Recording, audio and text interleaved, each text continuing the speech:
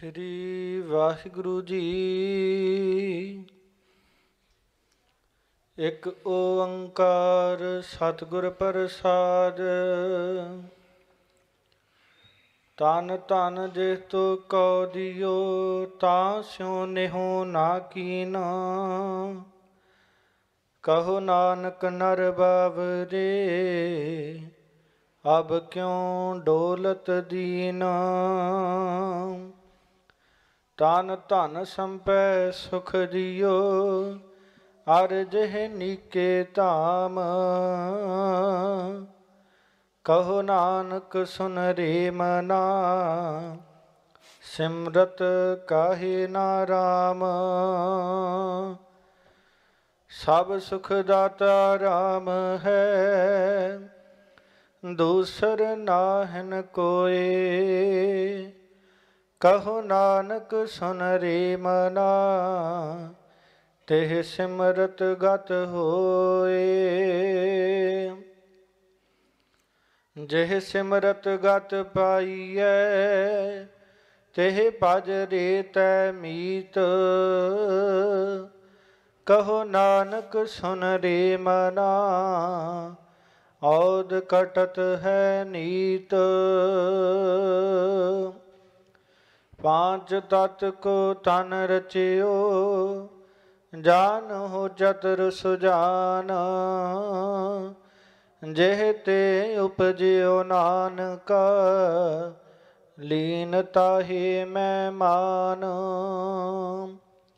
ਘਟ ਘਟ ਮੈਂ ਹਰ ਜੂ ਬਸੈ, ਸੰਤਨ ਕਹਿਓ ਪੁਕਾਰ। ਕਹੋ ਨਾਨਕ ਦੇਹ ਭਜ ਮਨਾ, ਭਉ ਨਿਦ ਉਤਰਹਿ ਪਾਰ।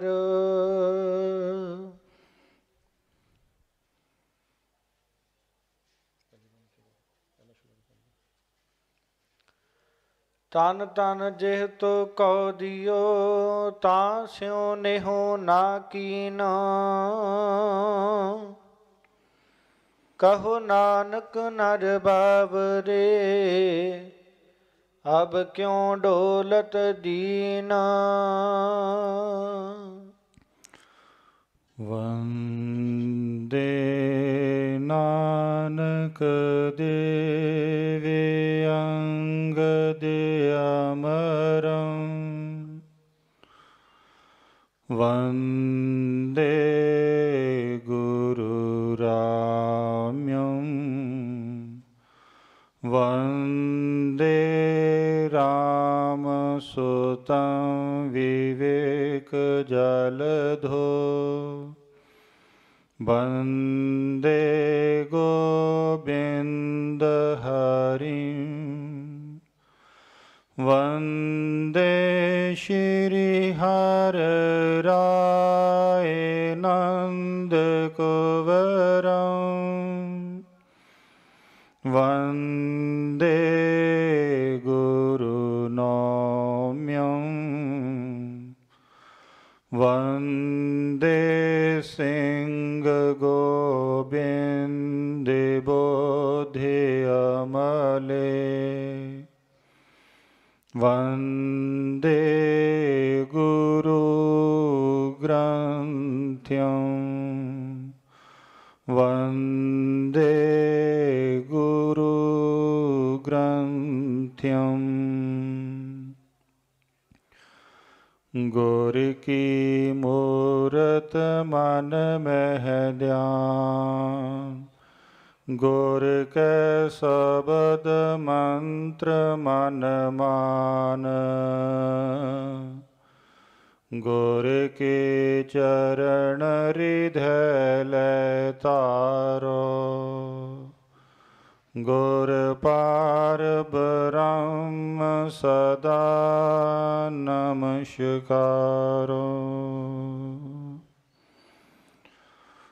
ਧੰਨ ਧੰਨ ਸ਼ਬਦ ਅਵਤਾਰ, ਚਵਰ ਛਤਰ ਤਖਤ ਦੇ ਮਾਲਿਕ, ਗਿਆਨ ਸਰੂਪ ਮੋਹਿਤ ਸਰੂਪ, ਧੰਨ ਧੰਨ ਸਾਹਿਬ ਸ੍ਰੀ ਗੁਰੂ ਗ੍ਰੰਥ ਸਾਹਿਬ ਜੀ। ਸਤਿਗੁਰਾਂ ਦੀ ਹਜ਼ੂਰੀ ਵਿਖੇ ਬਿਰਾਜਮਾਨ ਪਰਮ ਸਤਿਕਾਰਯੋਗ ਸੰਤ ਬਾਬਾ ਹਰਚਰਨ ਸਿੰਘ ਜੀ, ਏਵਮ ਗੁਰੂ ਰੂਪ ਗੁਰੂ ਪਿਆਰੀ ਸਾਧ ਸੰਗਤ ਜੀ, ਆਓ ਫਤਿਹ ਦੀ ਸਾਂਝ ਪਾਈਏ। ਵਾਹਿਗੁਰੂ ਜੀ ਕਾ ਖਾਲਸਾ, ਵਾਹਿਗੁਰੂ ਜੀ ਕੀ ਫਤਿਹ।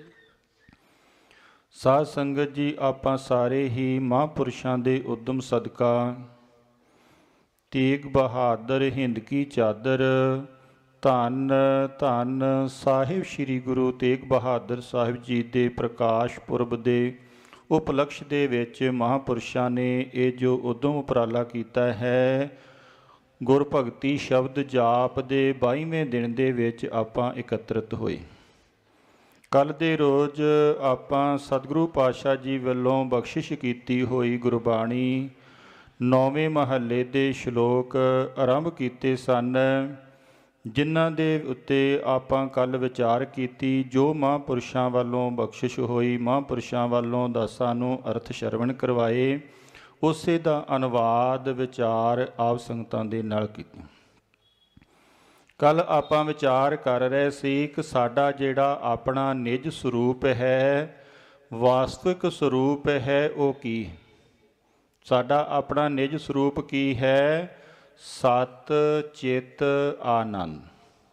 ਅਰਥਾਤ ਸਾਨੂੰ ਸਾਰਿਆਂ ਨੂੰ ਆਪਣੇ ਸਤ ਪਨੇ ਦਾ ਗਿਆਨ ਹੈ, ਚੇਤਨ ਪਨੇ ਦਾ ਗਿਆਨ ਹੈ, ਪਰ ਦਿਨ ਰਾਤ ਦੀ ਸਾਡੀ ਦੌੜ ਲੱਗੀ ਹੋਈ ਹੈ। ਦਿਨ ਰਾਤ ਦੀ ਦੌੜ ਦੇ ਵਿੱਚ ਅਸੀਂ ਲੱਭਦੇ ਕੀ ਹਾਂ, ਖੋਜਦੇ ਕੀ ਹਾਂ ਕਿ ਸਾਨੂੰ ਆਨੰਦ ਮਿਲ ਜਾਵੇ, ਸੁੱਖ ਮਿਲ ਜਾਵੇ, ਅਸੀਂ ਸੁਖੀ ਹੋ ਜਾਈਏ, ਸਾਡੇ ਜੀਵਨ ਦੇ ਵਿੱਚੋਂ ਦੁੱਖਾਂ ਦਾ ਜਿਹੜਾ ਹੈ ਉਹ ਨਾਸ਼ ਹੋ ਜਾਵੇ। ਜਿੰਨਾ ਚਿਰ ਤੱਕ ਅਸੀਂ ਆਪਣੀ ਜਿਹੜੀ ਖੋਜ ਹੈ ਉਸ ਨੂੰ ਸੰਸਾਰ ਦੇ ਵਿੱਚ ਖੋਜਾਂਗੇ ਤਾਂ ਸਾਨੂੰ ਆਪਣੇ ਲਕਸ਼ ਦੀ ਕਦੀ ਵੀ ਪ੍ਰਾਪਤੀ ਨਹੀਂ ਹੋ ਸਕਦੀ, ਕਿਉਂਕਿ ਜਿਹੜੀ ਸਾਡੀ ਖੋਜ ਹੈ, ਅਸੀਂ ਦਿਨ ਰਾਤ ਸੰਸਾਰ ਵੱਲ ਦੌੜਦੇ ਕਿ ਜਿਹੜੇ ਸਾਡੇ ਦੁੱਖ ਹਨ, ਤਕਲੀਫਾਂ ਹਨ, ਪਰੇਸ਼ਾਨੀਆਂ ਹਨ, ਮੁਸ਼ਕਲਾਂ ਹਨ, ਇਹਨਾਂ ਦਾ ਜਿਹੜਾ ਹੱਲ ਹੈ ਉਹ ਸੰਸਾਰ ਦੇ ਵਿੱਚੋਂ ਮਿਲੇਗਾ। ਪਰ ਅੱਜ ਤੱਕ ਸੰਸਾਰ ਦੇ ਵਿੱਚੋਂ ਕਿਸੇ ਵੀ ਇਨਸਾਨ ਨੂੰ ਇਸ ਦਾ ਹੱਲ ਨਹੀਂ ਮਿਲਿਆ। ਅਗਰ ਅਸੀਂ ਆਪਣੇ ਉਸ ਆਨੰਦ ਸਰੂਪ ਨੂੰ ਪ੍ਰਾਪਤ ਕਰਨਾ ਚਾਹੁੰਦੇ ਹਾਂ ਤਾਂ ਭਾਈ ਸਾਨੂੰ ਉਸ ਪਰਮਾਤਮਾ ਦੇ ਲੜ ਲੱਗਣਾ ਪਵੇਗਾ, ਉਸ ਪਰਮਾਤਮਾ ਦੇ ਨਾਲ ਜੁੜਨਾ ਪਵੇਗਾ, ਉਸ ਪਰਮਾਤਮਾ ਦੇ ਗੁਣ ਗਾਇਨ ਕਰਨੇ ਪੈਣ, ਜਿਸ ਦੀ ਆਰੰਭਤਾ ਸਤਿਗੁਰੂ ਪਾਤਸ਼ਾਹ ਜੀ ਨੇ ਕੀਤੀ ਸੀ। ਗੁਣ ਗੋਬਿੰਦ ਗਾਇਓ ਨਹੀਂ, ਜਨਮ ਅਕਾਰਤ ਕੀਨ। ਜਿਨ੍ਹਾਂ ਜੀਵਾਂ ਨੇ ਉਸ ਪਰਮ ਪਿਤਾ ਪਰਮਾਤਮਾ ਅਕਾਲ ਪੁਰਖ ਵਾਹਿਗੁਰੂ ਦੇ ਗੁਣ ਗਾਇਨ ਨਹੀਂ ਕੀਤੇ, ਉਸ ਪਰਮਾਤਮਾ ਦੀ ਅਰਾਧਨਾ ਨਹੀਂ ਕੀਤੀ, ਉਹਨਾਂ ਨੇ ਆਪਣਾ ਇਹ ਜਿਹੜਾ ਮਨੁੱਖ ਜਨਮ ਹੈ ਇਹ ਬਿਅਰਥ ਗਵਾ ਲਿਆ। ਜਿਨ੍ਹਾਂ ਜੀਵਾਂ ਨੇ ਉਸ ਪਰਮ ਪਿਤਾ ਪਰਮਾਤਮਾ ਦੇ ਪਰਮੇਸ਼ਰ ਦੇ ਨਾਮ ਨੂੰ ਅਰਾਧਨਾ ਕੀਤਾ ਹੈ, ਪਰਮੇਸ਼ਰ ਦੇ ਨਾਮ ਨੂੰ ਧਿਆਉਣਾ ਕੀਤਾ ਹੈ, ਉਹਨਾਂ ਜੀਵਾਂ ਨੇ ਆਪਣਾ ਜਿਹੜਾ ਜੀਵਨ ਹੈ ਉਸ ਨੂੰ ਸਫਲਿਆਂ ਕਰ ਲਿਆ। ਇਸ ਵਾਸਤੇ ਭਾਈ ਅਸੀਂ ਸਾਰਿਆਂ ਨੇ ਹੀ ਪਰਮ ਪਿਤਾ ਪਰਮਾਤਮਾ ਦੇ ਗੁਣ ਗਾਇਨ ਕਰਨੇ ਹਨ, ਜਿਸ ਦੇ ਦੁਆਰਾ ਸਾਡਾ ਜਿਹੜਾ ਇਹ ਮਨੁੱਖ ਜਨਮ ਹੈ ਉਹ ਸਫਲ ਹੋ ਜਾਏ। ਅੱਜ ਸਤਿਗੁਰੂ ਪਾਤਸ਼ਾਹ ਜੀ ਅਗਲੇ ਸ਼ਲੋਕਾਂ ਦੇ ਵਿੱਚ ਸਾਨੂੰ ਕਿਰਪਾ ਕਰਦੇ ਹਨ। ਧੰਨ ਧੰਨ ਜਿਹ ਤੋ ਕੋ ਦਿਓ, ਤਾਂ ਸਿਓ ਨੇਹੋ ਨਾ ਕੀਨ। ਕਹਿੰਦੇ ਜਿਸ ਪਰਮ ਪਿਤਾ ਪਰਮਾਤਮਾ ਅਕਾਲ ਪੁਰਖ ਵਾਹਿਗੁਰੂ ਨੇ ਸਾਨੂੰ ਤਨ ਦਿੱਤਾ ਹੈ, ਧਨ ਦਿੱਤਾ ਹੈ, ਉਸ ਪਰਮੇਸ਼ਰ ਦੇ ਨਾਲ ਅਸੀਂ ਨੇਹ ਨਹੀਂ ਕੀਤਾ, ਪ੍ਰੇਮ ਨਹੀਂ ਕੀਤਾ, ਪਿਆਰ ਨਹੀਂ ਕੀਤਾ। ਧਨ ਕਿਸ ਨੂੰ ਕਹਿੰਦੇ ਹਨ? ਸਰੀਰ ਨੂੰ। ਇਹ ਜਿਹੜਾ ਸਰੀਰ ਹੈ ਉਸ ਪਰਮ ਪਿਤਾ ਪਰਮਾਤਮਾ ਦੀ ਕਿਰਪਾ ਦੇ ਦੁਆਰਾ ਸਾਨੂੰ ਮਿਲਿਆ ਹੋਇਆ ਹੈ, ਜਿਸ ਦੇ ਬਾਰੇ ਸ਼ਾਸਤਰਕਾਰਾਂ ਦੇ ਸ਼ਾਸਤਰਾਂ ਦੇ ਵਿੱਚ ਕਥਨ ਹਨ। ਦੁਰਲਭਮ ਤ੍ਰਯਮੇਵੈਤਾ ਦੇਵਾਨੁਗ੍ਰਹ ਹੇਤੁਕਮ, ਮਨੁਸ਼ਯਤਵਮ ਮੁਮੁਕਸ਼ੁਤਵਮ ਮਹਾਪੁਰਸ਼ ਸੰਸ੍ਰਯ।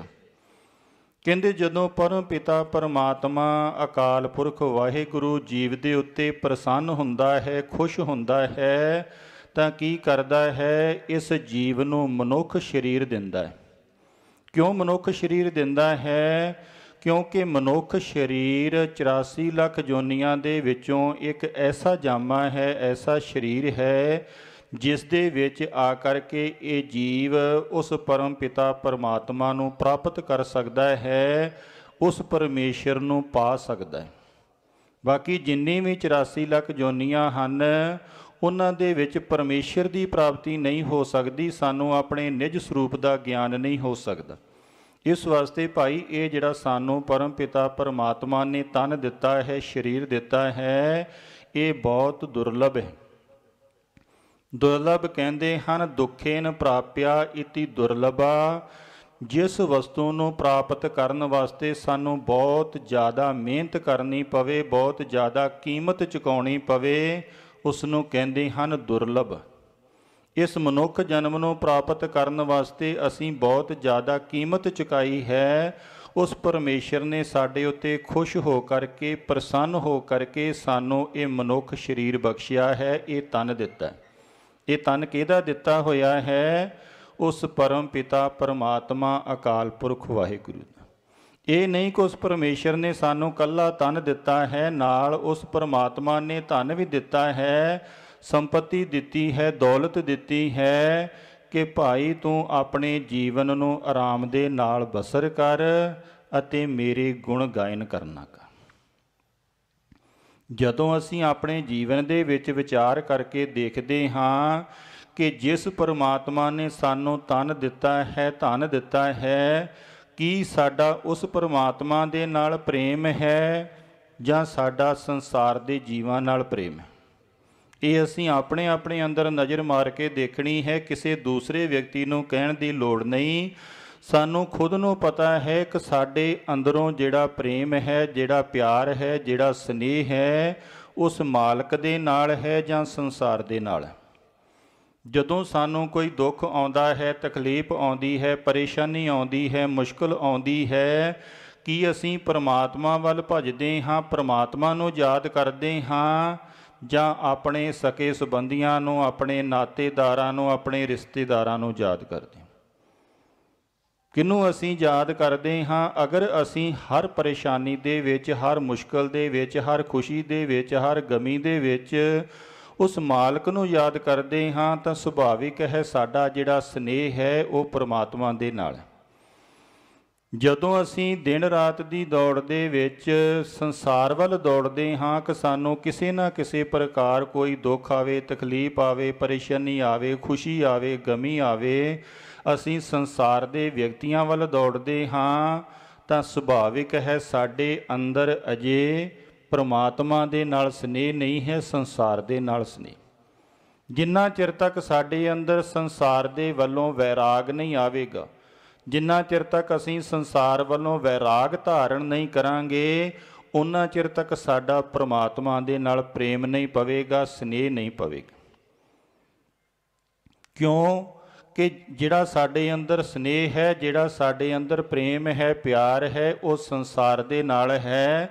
ਸੰਸਾਰ ਅਜੇ ਸਾਨੂੰ ਮਿੱਠਾ ਲੱਗਦਾ ਹੈ, ਪਿਆਰਾ ਲੱਗਦਾ ਹੈ। ਸਾਡੇ ਅੰਦਰ ਦੀ ਇਹ ਧਾਰਨਾ ਹੈ ਕਿ ਸ਼ਾਇਦ ਸੰਸਾਰ ਹਰ ਸਮੇਂ ਮੇਰੇ ਨਾਲ ਰਹੇਗਾ, ਪਰ ਭਾਈ ਇਹ ਜਿਹੜਾ ਸੰਸਾਰ ਹੈ ਅੱਜ ਤੱਕ ਨਾ ਕਿਸੇ ਦੇ ਨਾਲ ਰਿਹਾ ਹੈ, ਨਾ ਕਿਸੇ ਦੇ ਨਾਲ ਇਸਨੇ ਰਹਿਣਾ।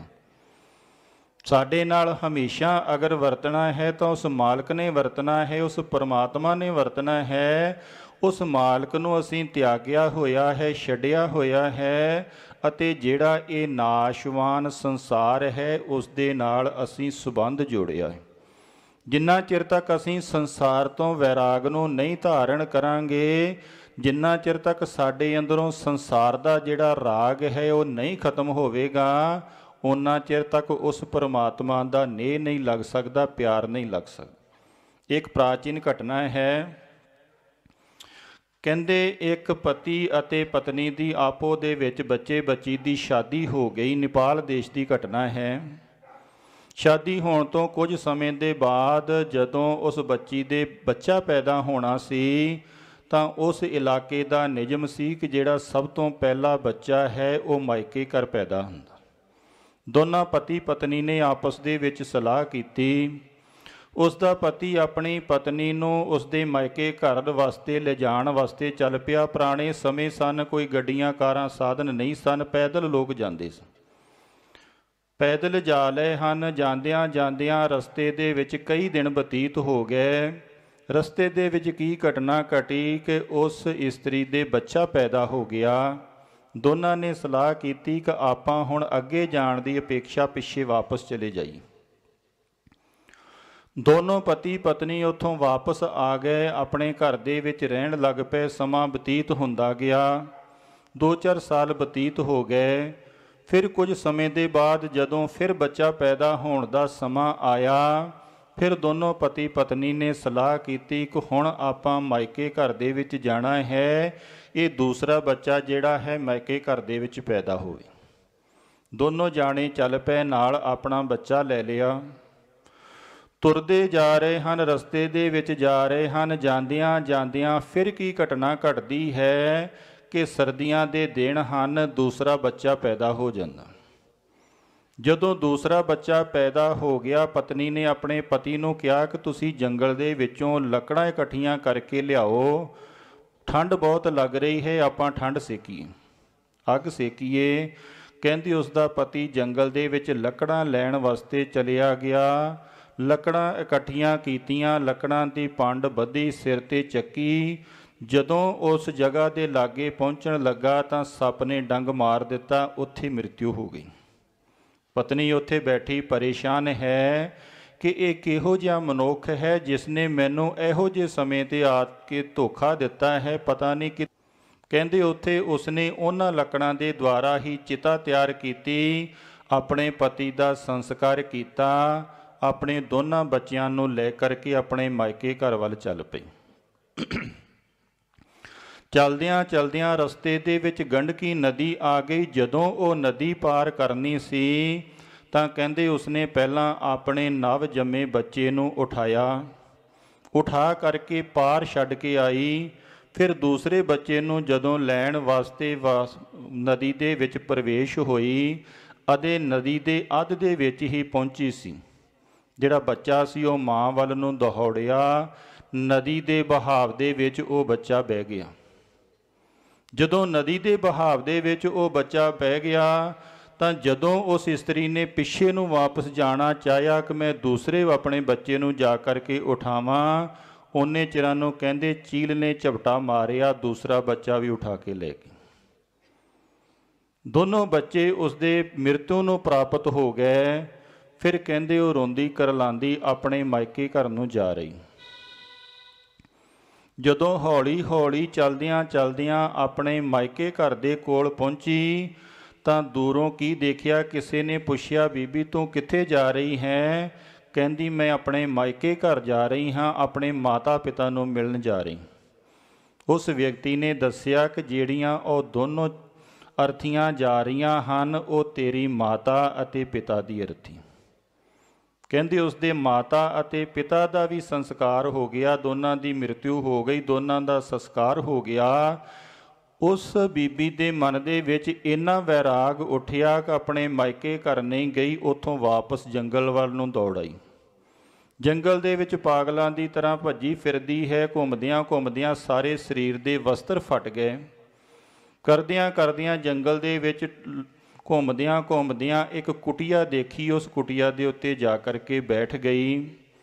ਉੱਥੇ ਮਹਾਤਮਾ ਆਪਣੀ ਸਮਾਧੀ ਦੇ ਵਿੱਚ ਬੈਠੇ ਸਨ। ਜਦੋਂ ਕੁਝ ਸਮੇਂ ਦੇ ਬਾਅਦ ਮਹਾਤਮਾ ਦੀ ਸਮਾਧੀ ਖੁੱਲ੍ਹੀ, ਮਹਾਤਮਾ ਨੇ ਦੇਖਿਆ ਕਿ ਇੱਕ ਇਸਤਰੀ ਬੈਠੀ ਹੈ, ਉਸਦੇ ਵਸਤਰ ਫਟੇ ਹੋਏ ਹਨ। ਮਹਾਤਮਾ ਨੇ ਆਪਣੀ ਚਾਦਰ ਉਤਾਰੀ ਅਤੇ ਉਸ ਇਸਤਰੀ ਨੂੰ ਉਡਾ ਦਿੱਤੀ, ਉਸ ਇਸਤਰੀ ਦੇ ਉੱਤੇ ਚਾਦਰ ਦੇ ਦਿੱਤੀ। ਕਹਿੰਦੇ ਉਸ ਇਸਤਰੀ ਨੇ ਕਿਹਾ ਮਹਾਤਮਾ ਜੀ ਅਗਰ ਇਹ ਮੈਨੂੰ ਵਸਤਰ ਦਿੱਤੇ ਹਨ ਤਾਂ ਮੈਨੂੰ ਹੁਣ ਇਸ ਦੇ ਨਾਲ ਨਾਲ ਗਿਆਨ ਦੀ ਵੀ ਕਿਰਪਾ ਕਰੋ ਕਿ ਮੈਂ ਸੰਸਾਰ ਦੇ ਵਿੱਚ ਹੁਣ ਵਾਪਸ ਨਹੀਂ ਜਾਣਾ ਚਾਹੁੰਦੀ। ਉਹ ਮਹਾਤਮਾ ਕੌਣ ਸਨ? ਮਹਾਤਮਾ ਬੁੱਧ। ਅਤੇ ਉਹ ਇਸਤਰੀ ਕੌਣ ਸੀ? ਖੁਜਾ ਉਤਰਾ। ਸਾਡੇ ਭਾਰਤ ਵਰਸ਼ ਦੇ ਵਿੱਚ ਉਸ ਤੋਂ ਪਹਿਲਾਂ ਕਦੀ ਵੀ ਇਸਤਰੀ ਨੂੰ ਸੰਨਿਆਸ ਨਹੀਂ ਸੀ ਦਿੱਤਾ ਜਾਂਦਾ। ਸਭ ਤੋਂ ਪਹਿਲਾਂ ਜਦੋਂ ਮਹਾਤਮਾ ਬੁੱਧ ਨੇ ਖੁਜਾ ਉਤਰਾ ਨੂੰ ਚਾਦਰ ਦਿੱਤੀ, ਉੱਥੋਂ ਇਹ ਇਸਤਰੀ ਨੂੰ ਸੰਨਿਆਸ ਦੇਣ ਦੀ ਪਰੰਪਰਾ ਚੱਲੀ। ਉਸ ਤੋਂ ਬਾਅਦ ਅਨੇਕ ਪ੍ਰਕਾਰ ਦੇ ਜਗ੍ਹਾ ਜਗ੍ਹਾ ਅਸੀਂ ਦੇਖਦੇ ਹਾਂ ਕਿ ਇਸਤਰੀਆਂ ਨੂੰ ਸੰਨਿਆਸ ਦੇਣਾ ਸ਼ੁਰੂ ਹੋਇਆ, ਨਹੀਂ ਤਾਂ ਉਸ ਤੋਂ ਪਹਿਲਾਂ ਕਦੀ ਵੀ ਕੋਈ ਇਸਤਰੀ ਸੰਨਿਆਸ ਧਾਰਨ ਨਹੀਂ ਸੀ ਕਰਦੀ। ਹੁਣ ਵੀ ਬੁੱਧ ਧਰਮ ਦੇ ਵਿੱਚ ਜਦੋਂ ਕਿਸੇ ਇਸਤਰੀ ਨੂੰ ਸੰਨਿਆਸ ਦਿੱਤਾ ਜਾਂਦਾ ਹੈ ਤਾਂ ਉਸੇ ਬੀਬੀ ਦੇ ਨਾਂ ਦੇ ਉੱਤੇ ਖੁਜਾ ਉਤਰਾ ਦੇ ਨਾਂ ਤੇ ਸੰਨਿਆਸ ਦਿੱਤਾ ਜਾਂਦਾ ਹੈ। ਕਹਿੰਦੇ ਉਸ ਬੀਬੀ ਨੇ ਸੰਨਿਆਸ ਧਾਰਨ ਕਰਕੇ ਉਸ ਪਰਮ ਪਿਤਾ ਪਰਮਾਤਮਾ ਦੀ ਅਰਾਧਨਾ ਕੀਤੀ, ਸਿਮਰਨ ਕੀਤਾ ਅਤੇ ਉਸ ਪਰਮੇਸ਼ਰ ਨੂੰ ਪ੍ਰਾਪਤ ਕੀਤਾ, ਉਸ ਪਰਮਾਤਮਾ ਦੇ ਨਾਲ ਅਭੇਦਤਾ ਪ੍ਰਾਪਤ ਕੀਤੀ। ਇਸ ਵਾਸਤੇ ਭਾਈ ਜਦੋਂ ਇਹ ਜਿਹੜੇ ਸੰਸਾਰ ਦੇ ਨਾਤੇ ਹਨ, ਰਿਸ਼ਤੇ ਹਨ, ਸੰਬੰਧ ਹਨ, ਇਹ ਨਹੀਂ ਕਿ ਇਹਨਾਂ ਨਾਤਿਆਂ ਨੂੰ, ਰਿਸ਼ਤਿਆਂ ਨੂੰ, ਪਰਿਵਾਰ ਨੂੰ ਅਸੀਂ ਤਿਆਗਣਾ ਹੈ।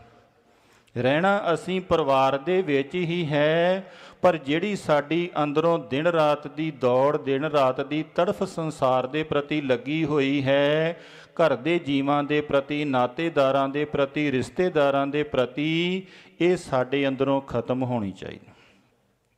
ਕਿਉਂਕਿ ਜੋ ਵੀ ਜੀਵ ਇਸ ਸੰਸਾਰ ਤੇ ਪੈਦਾ ਹੋਇਆ ਹੈ, ਹਰ ਜੀਵ ਆਪਣੀ ਆਪਣੀ ਪ੍ਰਾਰਬਧ ਆਪਣੇ ਨਾਲ ਲੈ ਕਰਕੇ ਆਇਆ।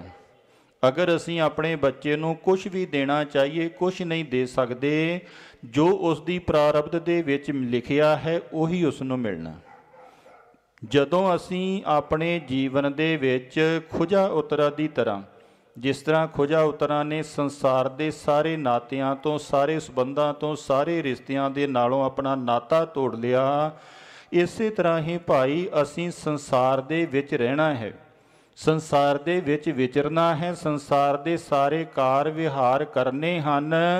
ਪਰ ਸਾਰੇ ਸੰਸਾਰ ਦੇ ਕਾਰ ਵਿਵਹਾਰ ਕਰਦਿਆਂ ਹੋਇਆਂ ਅੰਦਰੋਂ ਜਿਹੜਾ ਨੇਹ ਹੈ, ਅੰਦਰੋਂ ਜਿਹੜਾ ਰਾਗ ਹੈ, ਉਹ ਉਸ ਪਰਮੇਸ਼ਰ ਦੇ ਨਾਲ ਜੁੜਨ। ਆਪਾਂ ਸਾਰੇ ਹੀ ਬਾਣੀ ਪੜ੍ਹਦੇ ਹਾਂ। ਜਦੋਂ ਬਾਣੀ ਪੜ੍ਹਦੇ ਹਾਂ, ਆਪਾਂ ਭਗਤ ਕਬੀਰ ਜੀ ਦੀ ਬਾਣੀ ਪੜ੍ਹਦੇ ਹਾਂ, ਨਾਮਦੇਵ ਜੀ ਦੀ ਬਾਣੀ ਪੜ੍ਹਦੇ ਹਾਂ, ਜੈਦੇਵ ਜੀ ਦੀ ਬਾਣੀ ਪੜ੍ਹਦੇ। ਇਹ ਨਹੀਂ ਕਿ ਉਹਨਾਂ ਭਗਤਾਂ ਨੇ ਆਪਣੇ ਰਿਸ਼ਤੇ ਛੱਡ ਦਿੱਤੇ, ਨਾਤੇ ਛੱਡ ਦਿੱਤੇ, ਸੰਬੰਧ ਛੱਡ ਦਿੱਤੇ, ਇਸ ਸੰਸਾਰ ਨੂੰ ਛੱਡ ਕਰਕੇ ਦੌੜ ਗਏ। ਉਹਨਾਂ ਨੇ ਘਰਾਂ ਦੇ ਵਿੱਚ, ਪਰਿਵਾਰਾਂ ਦੇ ਵਿੱਚ ਰਹਿੰਦਿਆਂ ਹੋਇਆਂ ਹੀ ਆਪਣੇ ਸਾਰੇ ਜਿਹੜੇ ਸਮਾਜ ਦੇ ਸੰਬੰਧ ਸਨ, ਉਹਨਾਂ ਨੂੰ ਨਿਭਾਉਂਦਿਆਂ ਹੋਇਆਂ ਜਿਹੜੀ ਅੰਦਰੋਂ ਲਗਨ ਸੀ, ਉਸ ਪਰਮ ਪਿਤਾ ਪਰਮਾਤਮਾ ਅਕਾਲ ਪੁਰਖ ਵਾਹਿਗੁਰੂ ਦੇ ਨਾਲ ਜੋੜੀ। ਇਸ ਵਾਸਤੇ ਭਾਈ ਅਗਰ ਅਸੀਂ ਸਾਰੇ ਗੁਰਬਾਣੀ ਨੂੰ ਮੰਨਦੇ ਹਾਂ, ਗੁਰਬਾਣੀ ਦਾ ਪਾਠ ਕਰਦੇ ਹਾਂ, ਨਾਮ ਜਪਦੇ ਹਾਂ, ਤਾਂ ਸਾਨੂੰ ਉਹਨਾਂ ਪੂਰਨਿਆਂ 'ਤੇ ਚੱਲਣਾ ਚਾਹੀਦਾ ਹੈ, ਉਸ ਮਾਰਗ 'ਤੇ ਚੱਲਣਾ ਚਾਹੀਦਾ ਹੈ ਜਿਸ ਮਾਰਗ 'ਤੇ ਉਹਨਾਂ ਭਗਤਾਂ ਨੇ ਚੱਲ ਕਰਕੇ ਆਪਣਾ ਜੀਵਨ ਸਾਨੂੰ ਜਿਉ ਕਰਕੇ ਦਿਖਾਇਆ।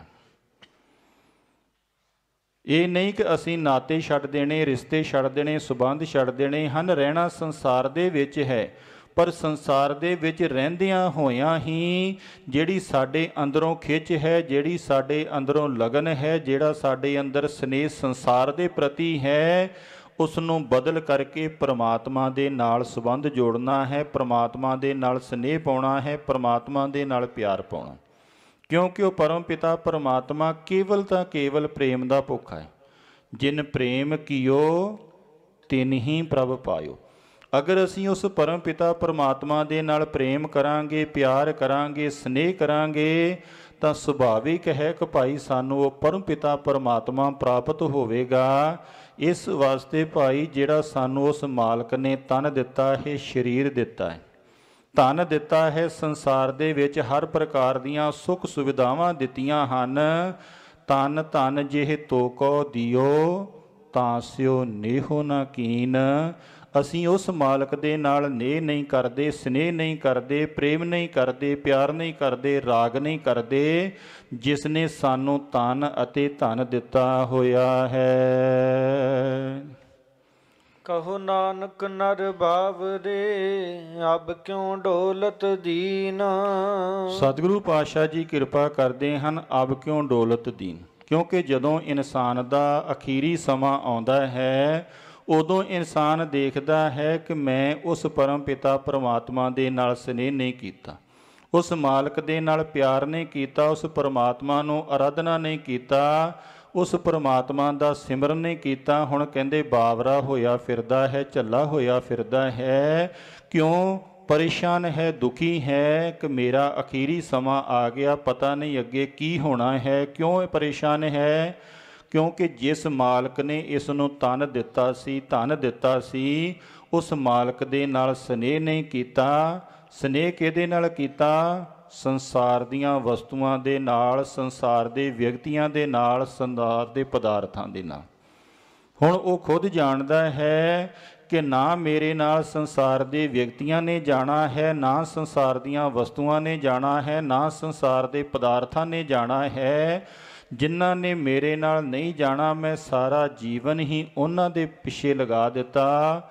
ਪਰ ਜਿਸ ਮਾਲਕ ਨੇ ਮੇਰੇ ਨਾਲ ਹਮੇਸ਼ਾ ਰਹਿਣਾ ਹੈ, ਜਿਸ ਮਾਲਕ ਦੇ ਕੋਲ ਮੈਂ ਜਾਣਾ ਹੈ, ਉਸ ਮਾਲਕ ਦੇ ਨਾਲ ਮੈਂ ਪ੍ਰੇਮ ਨਹੀਂ ਕੀਤਾ, ਪਿਆਰ ਨਹੀਂ ਕੀਤਾ, ਸਨੇਹ ਨਹੀਂ ਕੀਤਾ। ਇਸ ਕਰਕੇ ਹੁਣ ਇਹ ਜੀਵ ਬਾਵਰਾ ਹੋਇਆ ਫਿਰਦਾ ਹੈ। ਤਨ ਤਨ ਸੰਪੈ ਸੁਖ ਦਿਓ, ਅਰ ਜਿਹ ਨੀਕੇ ਧਾਮ। ਸਤਿਗੁਰੂ ਪਾਤਸ਼ਾਹ ਜੀ ਕਿਰਪਾ ਕਰਦੇ ਹਨ ਕਿ ਜਿਸ ਪਰਮ ਪਿਤਾ ਪਰਮਾਤਮਾ ਨੇ ਸਾਨੂੰ ਤਨ ਦਿੱਤਾ ਹੈ, ਧਨ ਦਿੱਤਾ ਹੈ, ਸੰਪਤੀ ਦਿੱਤੀ। ਧਨ ਧਨ ਅਰਥਾਤ ਜਿਸ ਉਸ ਮਾਲਕ ਨੇ ਧਨ ਦੀ ਕਿਰਪਾ ਕੀਤੀ ਹੈ, ਸਰੀਰ ਦਿੱਤਾ ਹੈ, ਧਨ ਦਿੱਤਾ ਹੈ, ਸੰਪਤੀ ਮੈਨੇ ਅਨੇਕ ਪ੍ਰਕਾਰ ਦੀਆਂ ਸੰਪਤੀਆਂ ਦਿੱਤੀਆਂ। ਜਿਸ ਮਾਲਕ ਨੇ ਇਹ ਸਾਨੂੰ ਸਾਰਾ ਕੁਝ ਦਿੱਤਾ ਹੈ, ਇਹ ਜੀਵ ਉਸ ਪਰਮ ਪਿਤਾ ਪਰਮਾਤਮਾ ਤੋਂ ਫਿਰ ਵੀ ਦੂਰ ਦੌੜਦਾ ਹੈ। ਕਿਉਂ ਦੌੜਦਾ ਹੈ? ਉਸ ਪਰਮਾਤਮਾ ਦੇ ਨਾਲ ਸਨੇਹ ਨਹੀਂ ਪਾਉਂਦਾ, ਪਿਆਰ ਨਹੀਂ ਪਾਉਂਦਾ। ਉਸ ਮਾਲਕ ਨੇ ਇਹਨੂੰ ਏਡੀ ਵੱਡੀ ਕਿਰਪਾ ਕੀਤੀ, ਏਡੀ ਵੱਡੀ ਬਖਸ਼ਿਸ਼ ਬਖਸ਼ੀ ਹੈ ਕਿ ਤਨ ਵੀ ਦਿੱਤਾ ਹੈ, ਧਨ ਵੀ ਦਿੱਤਾ ਹੈ, ਅਨੇਕ ਪ੍ਰਕਾਰ ਦੀਆਂ ਸੰਪਤੀਆਂ ਵੀ ਦਿੱਤੀਆਂ। ਜਿਸ ਤਰ੍ਹਾਂ ਆਪਾਂ ਕੱਲ੍ਹ ਵਿਚਾਰ ਕਰ ਰਹੇ ਸੀ ਕਿ ਜਿਸ ਤਰ੍ਹਾਂ ਅਸੀਂ ਸੰਸਾਰ ਦੀਆਂ ਸੰਪਤੀਆਂ ਇਕੱਤਰਿਤ ਕਰਦੇ ਹਾਂ, ਇਸੇ ਤਰ੍ਹਾਂ ਹੀ ਅਧਿਆਤਮ ਦੀਆਂ ਵੀ ਸੰਪਤੀਆਂ ਹਨ। ਵਿਵੇਕ ਹੈ, ਵਿਰਾਗ ਹੈ, ਛਟ ਸੰਪਤੀ ਹੈ, ਮੁਮੁਕਸ਼ੂਤਾ ਹੈ। ਜਿਵੇਂ ਜਿਵੇਂ ਅਸੀਂ ਛਟ ਸੰਪਤੀ ਨੂੰ ਧਾਰਨ ਕਰਾਂਗੇ, 6 ਸੰਪਤੀਆਂ ਨੂੰ ਧਾਰਨ ਕਰਾਂਗੇ, ਤਾਂ ਹੀ ਸਾਡਾ ਦਰਗਾਹ ਦੇ ਵਿੱਚ ਜਾ ਕਰਕੇ, ਪਰਲੋਕ ਦੇ ਵਿੱਚ ਜਾ ਕਰਕੇ ਪਾਰ ਉਤਾਰਾ ਹੋਵੇਗਾ। ਉਹੀ ਸੰਪਤੀਆਂ ਨੇ ਸਾਡਾ ਦਰਗਾਹ ਦੇ ਵਿੱਚ ਸਾਥ ਦੇਣਾ ਹੈ। ਜਿਹੜੀਆਂ ਅਸੀਂ ਸੰਸਾਰ ਦੀਆਂ ਸੰਪਤੀਆਂ ਇਕੱਠੀਆਂ ਕਰਦੇ ਹਾਂ, ਇਹ ਕੇਵਲ ਤਾਂ ਕੇਵਲ ਸੰਸਾਰ ਦਾ ਵਿਵਹਾਰ ਚਲਾਉਣ ਵਾਸਤੇ। ਜਿੰਨਾ ਚਿਰ ਤੱਕ ਅਸੀਂ ਸੰਸਾਰ ਦੇ ਵਿੱਚ ਹਾਂ, ਸੰਸਾਰ ਦੇ ਵਿੱਚ ਵਿਚਰ ਰਹੇ ਹਾਂ, ਉਹਨਾਂ ਚਿਰ ਤੱਕ ਇਹ ਸੰਪਤੀਆਂ ਸਾਡੀਆਂ ਹਨ। ਜਿਸ ਦਿਨ ਅਸੀਂ ਅੱਖਾਂ ਮੀਟ ਲਈਆਂ, ਇਸ ਸੰਸਾਰ ਤੋਂ ਅਲਵਿਦਾ ਹੋ ਗਏ, ਉਸੇ ਦਿਨ ਇਹ ਸੰਸਾਰ ਦੀਆਂ ਸਾਰੀਆਂ ਸੰਪਤੀਆਂ ਸਾਡੀਆਂ ਪਰਾਈਆਂ ਹੋ ਜਾਣੀਆਂ ਹਨ। ਉਸ ਸਮੇਂ ਸਾਡਾ ਸਾਥ ਦੇਣਾ ਹੈ ਤਾਂ ਕਿਸ ਨੇ ਦੇਣਾ ਹੈ? ਜੋ ਅਸੀਂ ਉਸ ਪਰਮ ਪਿਤਾ ਪਰਮਾਤਮਾ ਦੇ ਗੁਣ ਗਾਇਨ ਕੀਤੇ ਹਨ। ਕਹੋ ਨਾਨਕ ਸੁਨ ਰੇ ਮਨਾ, ਸਿਮਰਤ ਕਾਹੇ ਨਾ ਰਾਮ। ਸਤਿਗੁਰੂ ਪਾਤਸ਼ਾਹ ਜੀ ਕਿਰਪਾ ਕਰਦੇ ਹਨ ਕਿ ਹੇ ਮਨ, ਉਸ ਪਰਮ ਪਿਤਾ ਪਰਮਾਤਮਾ ਦਾ ਸਿਮਰਨ ਰਹੇ ਹਨ। ਧਾਮ ਕਹਿੰਦੇ ਹਨ ਮਕਾਨ ਨੂੰ, ਨੀਕ ਕਹਿੰਦੇ ਹਨ ਸੁੰਦਰ ਨੂੰ। ਕਹਿੰਦੇ ਜਿਸ ਪਰਮਾਤਮਾ ਨੇ ਤੈਨੂੰ ਸੁੰਦਰ ਮਕਾਨ ਦਿੱਤੇ ਹਨ, ਉਸ ਪਰਮ ਪਿਤਾ ਪਰਮਾਤਮਾ ਦੇ ਨਾਮ ਦੀ ਆਰਾਧਨਾ ਕਰ, ਉਸ ਪਰਮ ਪਿਤਾ ਪਰਮਾਤਮਾ ਦੇ ਨਾਮ ਨੂੰ ਧਿਆਉਣਾ ਕਰ, ਉਸ ਪਰਮਾਤਮਾ ਦੇ ਗੁਣ ਗਾਇਨ ਕਰਨੇ ਕਰ। ਕਹੋ ਨਾਨਕ ਸੁਨ ਰੇ ਮਨਾ, ਸਿਮਰਤ ਕਾਹੇ ਨਾ ਰਾਮ। ਸਤਿਗੁਰੂ ਪਾਤਸ਼ਾਹ ਜੀ ਕਿਰਪਾ ਕਰਦੇ ਹਨ, ਕਹੋ ਨਾਨਕ ਸੁਨ ਰੇ ਮਨਾ। ਹੇ ਮਨ, ਸੁਣਨਾ ਕਰ ਕਿ ਜਿਸ ਪਰਮਾਤਮਾ ਨੇ ਤੈਨੂੰ ਇੰਨਾ ਕੁਛ ਦਿੱਤਾ ਹੈ, ਉਸ ਦੇ ਤੂੰ ਗੁਣ ਗਾਇਨ ਕਿਉਂ ਨਹੀਂ ਕਰਦਾ? ਜਿਹੜਾ ਮਨ ਸ਼ਬਦ ਹੈ, ਇਹ ਬਹੁਤ ਜ਼ਿਆਦਾ ਵਿਆਖਿਆ ਮੰਨਦਾ ਹੈ। ਮਨ ਕਹਿੰਦੇ ਹਨ ਸੰਕਲਪ ਵਿਕਲਪ ਆਤਮਿਕਾ ਮਨਾ, ਅਰਥਾਤ ਸਾਡਾ ਮਨ ਕੀ ਹੈ? ਜਿਹੜੇ ਸਾਡੇ ਅੰਦਰ ਸੰਕਲਪ ਉੱਠਦੇ ਹਨ, ਵਿਕਲਪ ਉੱਠਦੇ ਹਨ, ਉਸ ਨੂੰ ਕਹਿੰਦੇ ਹਨ ਮਨ। ਜਿਹੜਾ ਸਾਡਾ ਮਨ ਹੈ, ਇਸ ਮਨ ਦਾ ਕੰਟਰੋਲ ਦੇ ਵਿੱਚ ਆਉਣਾ ਬਹੁਤ ਮੁਸ਼ਕਲ ਹੈ। ਕਹਿੰਦੇ ਭਾਰਤ ਵਰਸ਼ ਦੇ ਵਿੱਚ ਅਸੀਂ ਅਰਜਨ ਨੂੰ ਭਾਰਤ ਵਰਸ਼ ਦਾ ਬਹੁਤ ਮਹਾਨ ਯੋਧਾ ਸਮਝਦੇ ਹਾਂ ਕਿ ਜਿਸ ਨੇ ਮਹਾਭਾਰਤ ਦਾ ਯੁੱਧ ਜਿੱਤਿਆ ਸੀ, ਉਸ ਅਰਜਨ ਨੇ ਆਪਣੇ ਗੁਰੂ ਭਗਵਾਨ ਕ੍ਰਿਸ਼ਨ ਦੇ ਅੱਗੇ ਹੱਥ ਖੜੇ ਕਰ ਦਿੱਤੇ। ਕਹਿੰਦੇ ਹੇ ਭਗਵਾਨ, ਇਹ ਜਿਹੜਾ ਮਨ ਹੈ ਇਹ ਬਹੁਤ ਚੰਚਲ ਹੈ, ਵਾਯੂ ਦੇ ਨਾਲੋਂ ਵੀ ਜ਼ਿਆਦਾ ਇਸ ਦਾ ਵੇਗ ਹੈ, ਇਸ ਨੂੰ ਕੰਟਰੋਲ ਦੇ ਵਿੱਚ ਕਰਨਾ ਬਹੁਤ ਮੁਸ਼ਕਲ ਹੈ। ਪਰ ਭਗਵਾਨ ਕ੍ਰਿਸ਼ਨ ਨੇ ਉੱਥੇ ਅਰਜਨ ਨੂੰ ਦੱਸਿਆ ਕਿ ਅਰਜਨ, ਇਹ ਨਹੀਂ ਕਿ ਜਿਹੜਾ ਮਨ ਹੈ, ਇਸ ਮਨ ਨੂੰ ਕੰਟਰੋਲ ਨਹੀਂ ਕੀਤਾ ਜਾ ਸਕਦਾ। ਮਨ ਨੂੰ ਕੰਟਰੋਲ ਕੀਤਾ ਜਾ ਸਕਦਾ ਹੈ। ਉਸ ਦਾ ਤਰੀਕਾ ਕੀ ਹੈ? ਅਭਿਆਸੇਨ ਤੂੰ ਕੌਂਤੇਆ ਵੈਰਾਗਿਣ ਚ ਗ੍ਰਹਿਤ। ਕਹਿੰਦੇ ਅਸੀਂ ਸੰਸਾਰ ਦੇ ਪ੍ਰਤੀ ਵੈਰਾਗ ਧਾਰਨ ਕਰੀਏ ਅਤੇ ਆਪਣੇ ਜੀਵਨ ਦੇ ਵਿੱਚ ਨਾਮ ਦਾ ਅਭਿਆਸ ਕਰੀਏ। ਜਿਵੇਂ ਜਿਵੇਂ ਅਸੀਂ ਆਪਣੇ ਜੀਵਨ ਦੇ ਵਿੱਚ ਸੰਸਾਰ ਤੋਂ ਵੈਰਾਗ ਧਾਰਨ ਕਰਾਂਗੇ ਅਤੇ ਨਾਮ ਦੀ ਅਰਾਧਨਾ ਕਰਾਂਗੇ, ਨਾਮ ਨੂੰ ਸਿਮਰਨਾ ਕਰਾਂਗੇ, ਨਾਮ ਦਾ ਅਭਿਆਸ ਕਰਾਂਗੇ। ਜਿਵੇਂ ਅਸੀਂ ਆਪਣੇ ਘਰਾਂ ਦੇ ਵਿੱਚ, ਪਰਿਵਾਰਾਂ ਦੇ ਵਿੱਚ ਸੰਸਾਰ ਦੇ ਕੰਮਾਂ ਕਾਰਾਂ ਦਾ ਅਭਿਆਸ ਕਰਦੇ ਹਾਂ, ਜਿਨ੍ਹਾਂ ਕੰਮਾਂ ਦਾ ਸਾਨੂੰ ਅਭਿਆਸ ਹੋ ਜਾਂਦਾ ਹੈ, ਉਹਨਾਂ ਕੰਮਾਂ ਨੂੰ ਕਰਨ ਵਾਸਤੇ ਸਾਨੂੰ ਕੁਛ ਨਹੀਂ ਕਰਨਾ ਪੈਂਦਾ। ਸੁਭਾਵਿਕ ਅਸੀਂ ਉਹ ਕੰਮ ਝਟ ਕਰ ਲੈਂਦੇ। ਕਿਉਂ ਝਟ ਕਰ ਲੈਂਦੇ ਹਾਂ? ਕਿਉਂਕਿ ਉਸ ਕੰਮ ਦਾ ਸਾਨੂੰ ਅਭਿਆਸ ਬਣ ਗਿਆ। ਇਸੇ ਤਰ੍ਹਾਂ ਹੀ ਭਾਈ, ਜਦੋਂ ਅਸੀਂ ਆਪਣੇ ਜੀਵਨ ਦੇ ਵਿੱਚ ਨਾਮ ਦੀ ਅਰਾਧਨਾ ਕਰਾਂਗੇ, ਨਾਮ ਨੂੰ ਧਿਆਉਣਾ ਕਰਾਂਗੇ, ਨਾਮ ਦਾ ਅਭਿਆਸ ਕਰਾਂਗੇ, ਨਾਮ ਦੇ ਅਭਿਆਸੀ ਹੋਵਾਂਗੇ, ਤਾਂ ਸੁਭਾਵਿਕ ਹੈ ਕਿ ਇਹ ਜਿਹੜਾ ਚੰਚਲ ਮਨ ਹੈ ਇਹ ਹੌਲੀ ਹੌਲੀ ਸਾਡੇ ਕੰਟਰੋਲ ਦੇ ਵਿੱਚ ਆ ਜਾਵੇਗਾ। ਇਸ ਵਾਸਤੇ ਸਤਿਗੁਰੂ ਪਾਤਸ਼ਾਹ ਜੀ ਕਿਰਪਾ ਕਰਦੇ ਹਨ ਕਿ ਹੇ ਭਾਈ, ਹੇ ਮਨ, ਸੁਣਨਾ ਕਰ। ਜਿਸ ਮਾਲਕ ਨੇ ਤੈਨੂੰ ਸਰੀਰ ਦਿੱਤਾ ਹੈ, ਧਨ ਦਿੱਤਾ ਹੈ, ਸੰਪਤੀ ਦਿੱਤੀ ਹੈ, ਸੁੰਦਰ ਸੁੰਦਰ ਮਕਾਨ ਦਿੱਤੇ ਹਨ, ਉਸ ਮਾਲਕ ਦੀ ਤੂੰ ਅਰਾਧਨਾ ਕਿਉਂ ਨਹੀਂ ਕਰਦਾ? ਉਸ ਮਾਲਕ ਨੂੰ ਧਿਆਉਣਾ ਕਰ। ਕਿਉਂਕਿ ਇਹ ਸਰੀਰ ਹਮੇਸ਼ਾ ਨਹੀਂ ਰਹਿਣਾ। ਇਹ ਸਰੀਰ ਨੇ ਇੱਕ ਨਾ ਇੱਕ ਦਿਨ ਨਾਸ਼ ਹੋ ਜਾਣਾ ਹੈ।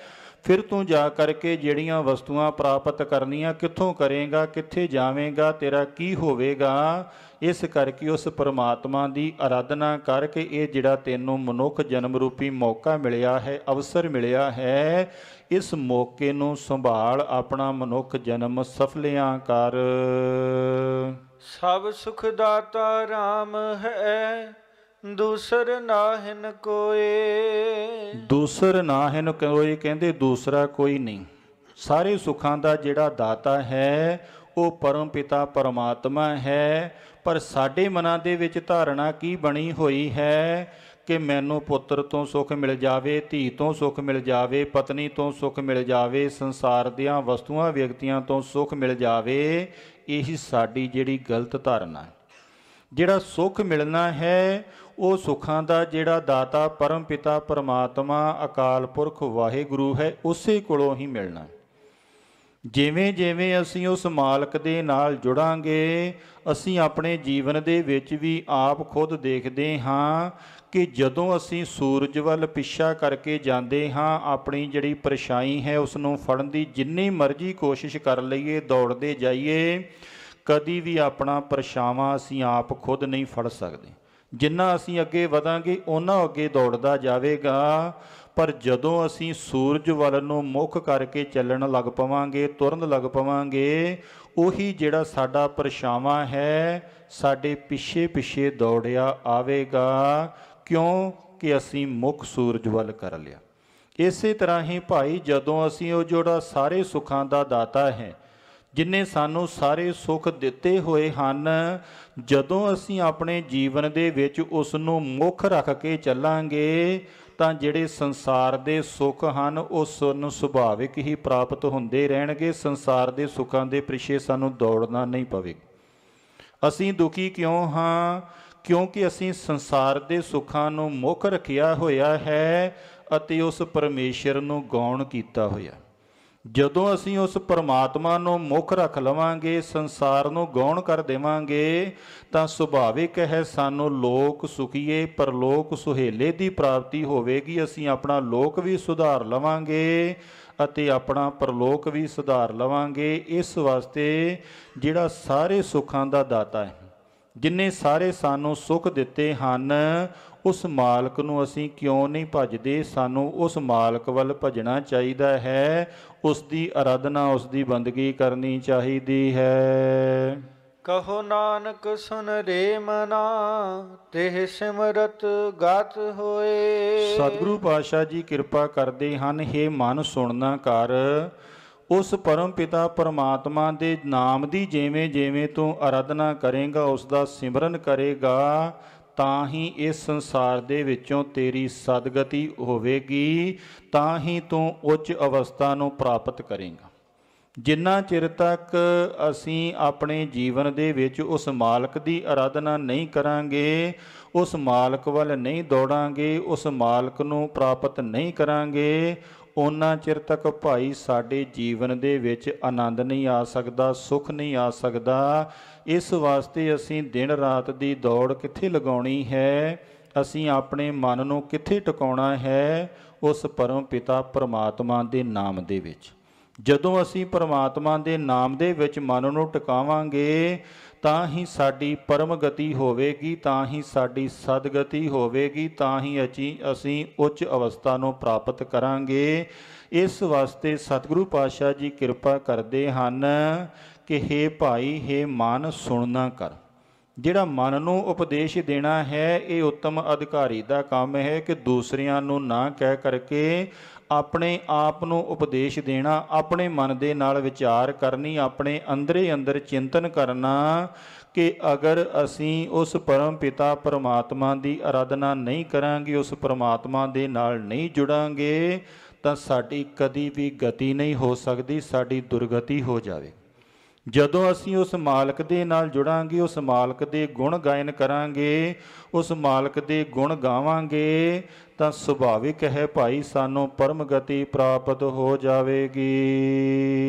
ਜਿਹ ਸਿਮਰਤ ਗਤ ਪਾਈਐ ਤਿਹ ਭਜ ਰੇ ਤੈ ਮੀਤ। ਤਿਹ ਭਜ ਰੇ ਤੈ ਮੀਤ। ਸਤਿਗੁਰੂ ਪਾਤਸ਼ਾਹ ਜੀ ਕਿਰਪਾ ਕਰਦੇ ਹਨ, ਹੇ ਮਿੱਤਰ, ਉਸ ਪਰਮਾਤਮਾ ਨੂੰ ਭਜਣਾ ਕਰ। ਕਿਸ ਪਰਮਾਤਮਾ ਨੂੰ? ਜਿਹ ਸਿਮਰਤ ਗਤ ਪਾਈਏ, ਜਿਸ ਦਾ ਸਿਮਰਨ ਕਰਨ ਦੇ ਨਾਲ ਸਾਨੂੰ ਪਰਮ ਗਤੀ ਦੀ ਪ੍ਰਾਪਤੀ ਹੋ ਜਾਂਦੀ।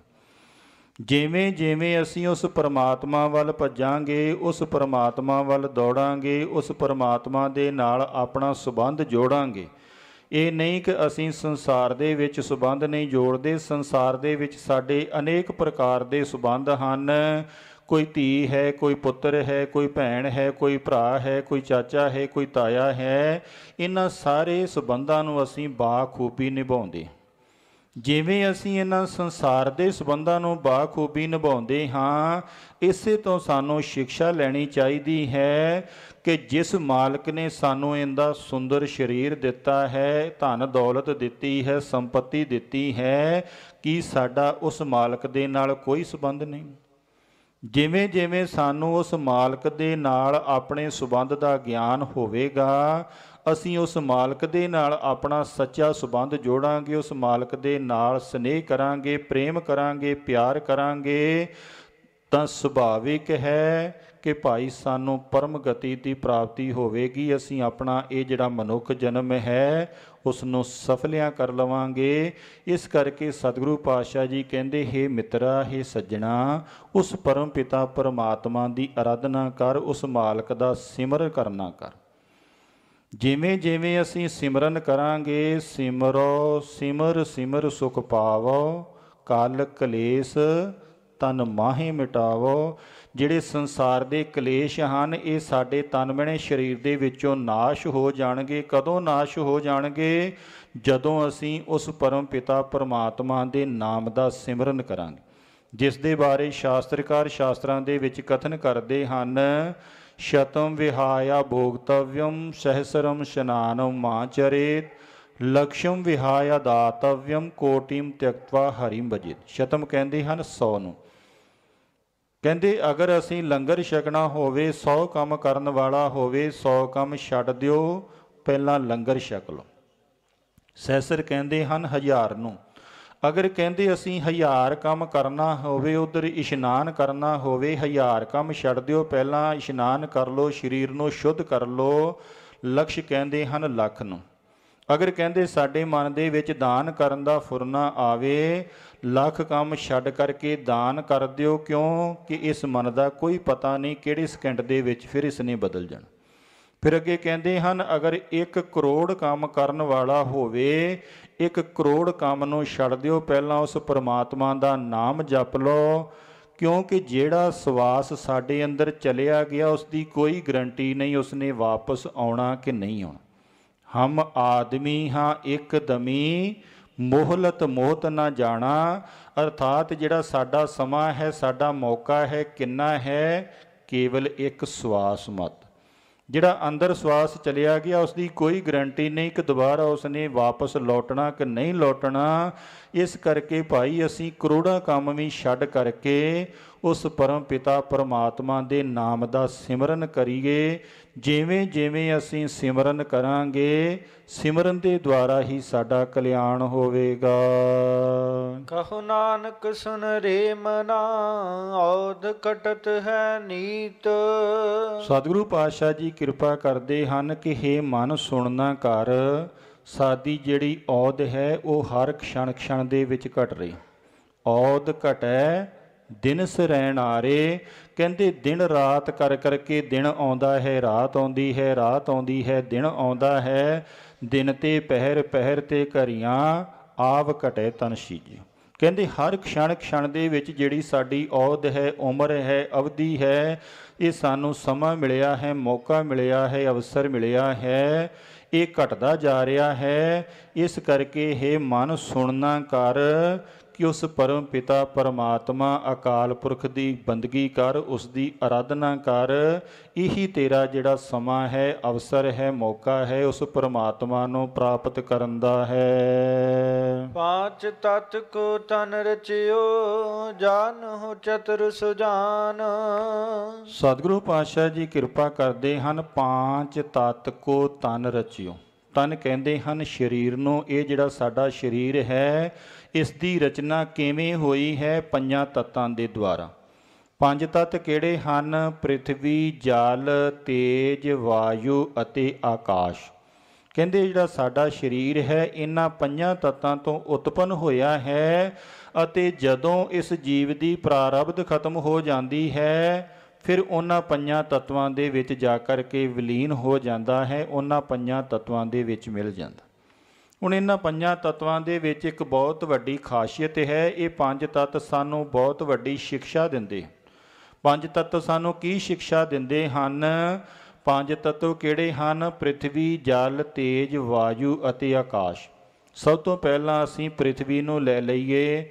ਅਗਰ ਅਸੀਂ ਪ੍ਰਿਥਵੀ ਦੇ ਉੱਤੋਂ ਕੋਈ ਢੇਲਾ ਚੁੱਕ ਕਰਕੇ, ਕੋਈ ਪੱਥਰ ਚੁੱਕ ਕਰਕੇ ਉੱਪਰ ਨੂੰ ਸੁੱਟਦੇ ਹਾਂ, ਜਿੰਨਾ ਚਿਰ ਤੱਕ ਉਹ ਪੱਥਰ, ਉਹ ਮਿੱਟੀ ਦਾ ਢੇਲਾ ਵਾਪਸ ਆਪਣੇ ਮੂਲ ਸਰੂਪ ਪ੍ਰਿਥਵੀ ਦੇ ਵਿੱਚ ਆ ਕਰਕੇ ਨਹੀਂ ਮਿਲ ਜਾਂਦਾ, ਉਹਨਾਂ ਚਿਰ ਤੱਕ ਉਸ ਪ੍ਰਿਥਵੀ ਦੇ ਪੱਥਰ ਦੇ ਵਿੱਚ, ਢੇਲੇ ਦੇ ਵਿੱਚ ਗਤੀ ਹੁੰਦੀ ਰਹਿੰਦੀ।